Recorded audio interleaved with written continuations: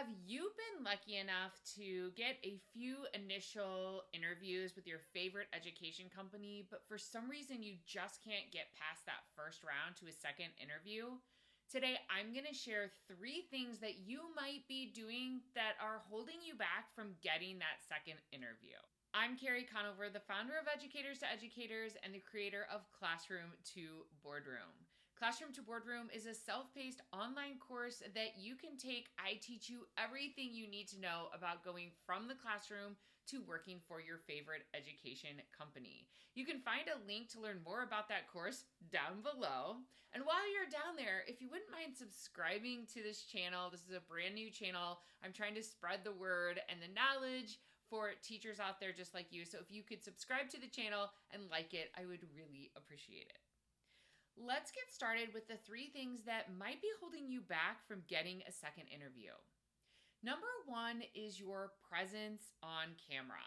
These days, we're doing all of our interviews via video, which is great because many of us are now really comfortable being on video. But I often find that when I work one-on-one with people, one of the things that they're not really thinking about is their presence on camera. So you want to make sure that when you're on camera that you have the camera at a good angle, just like I do right now. I play around with this a lot to make sure I have a really good angle, that I'm sitting up straight, I'm looking right at the camera, like almost like you're making eye contact with the person that you're speaking with. So you need to practice by recording yourself, seeing what you look like on the other end. Your presence on camera is essential because you need to come off confident and competent at the same time. So really, think about the lighting in your room. Do you have enough lighting? Is it dark? What's behind you? I was interviewing Dr. Bakuni, one of my favorite career experts, and she was talking about how sometimes she'll go into an interview and someone will have like a bra hanging off their Peloton in the background. Like, you really got to pay attention to what's in the background. I think that's a severe case, but I do think being up against a plain wall or a nice bookshelf, nothing too distracting, so that you really look professional and you're putting your best foot forward. Also, make sure what you're wearing is appropriate for that job interview. You can wear something interesting with a pattern like this. Like, this would be something super appropriate for an initial interview where you look polished and put together. You can also wear bright colors and solids. Just really make sure that you're showing up looking like you want this job. I'm happy to give you a behind the scenes tour of how I set up my desk so that on every Zoom call, no matter what I'm doing, I'm looking professional and really put together. So if you want me to share more of those tips, comment down below and I'll create a video giving you guys a behind the scenes of my whole office space. Okay, let's move on and let's talk about reason number 2. You might be applying for the wrong positions. This is kind of a sensitive topic because I have seen educators in the past fudge some things on their LinkedIn profile or exaggerate some things on their resume to make it seem like they are ready to do a position that maybe they're not quite ready for.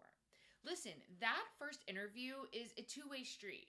You're trying to figure out if this job is a good fit for you, and they're trying to figure out if you have the hard and soft skills to do the job. That's their number 1 objective in these screener interviews. Yes, they want to find out if they like you. Yes, they want to find out if they want to work with you, but mostly they're trying to dig deep to say, hey, ultimately, can this person do this job? So just make sure that you're being honest on your LinkedIn, you're being honest on your resume, and that you are applying for jobs that you really could do. Now, I'm not saying that you have to check every single bullet point on the job description and have every single requirement, but you should have at least 50% of those things in your tool belt. You should be able to do without much assistance half of the things on that requirement list. So if you're going for jobs that are a little bit too advanced for you right now, maybe tone it back and really take a look at those job descriptions and make sure you are applying for roles that are appropriate for you coming straight out of the classroom. I'll be talking about this topic more in future videos, but again, just look hard at that job description and make sure you are applying for jobs that are appropriate for your work experience. The number 3 reason I see people not getting past those initial calls is they haven't practiced enough. This is a skill. Interviewing is a skill. Being on camera, speaking to someone is a skill. So you need to be practicing things like answering questions that are very common in interviews. Once again, that confidence on the camera. I tell some of my classroom to boardroom members, like, I don't care if you print out a little picture of me and put it on your camera and pretend you're talking to me. You have to be looking straight into the camera. And that is something I know I learned and had to learn, but you always really need to be looking into that camera, right? You don't want to be looking down or looking up or looking to the side. So practicing what you're going to say to common questions. Also, practicing what you're going to say when you get asked a question that you don't know the answer to. How are you going to handle that? And the best way to practice, I have 3 ideas for you.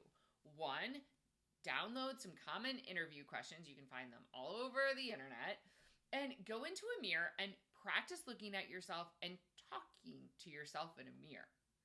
Number 2, have a spouse, a best friend, a child, someone, your mom, your dad, practice asking you questions and you have to answer them. I often find that you're the most nervous doing this when you do it with someone that you really highly value their opinion, like someone you're very close to that you want them to think you're smart and witty. And so like practicing them is actually really good practice for doing this with strangers. So you can practice in a mirror by yourself, find a trusted person to ask you these questions and answer them out loud like you're in an interview.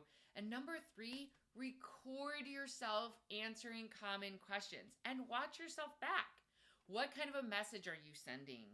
Are you able to answer in a succinct way that leaves them hungry to learn more about you?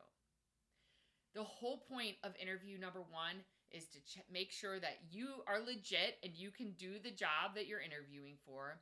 And 2, do they like you? Do you have charisma? Do you have confidence enough that they want to talk to you again? Are you leaving them hungry for more? So, to wrap this up, just make sure that you have a wonderful, confident presence on camera, that you're applying for the correct positions, and that you are practicing your answers when you know the answer to a question and when maybe you don't know the answer to a question. I hope this helps all of you. Once again, I would love if you subscribed to my channel and liked this video. Until next time, I'm in your corner.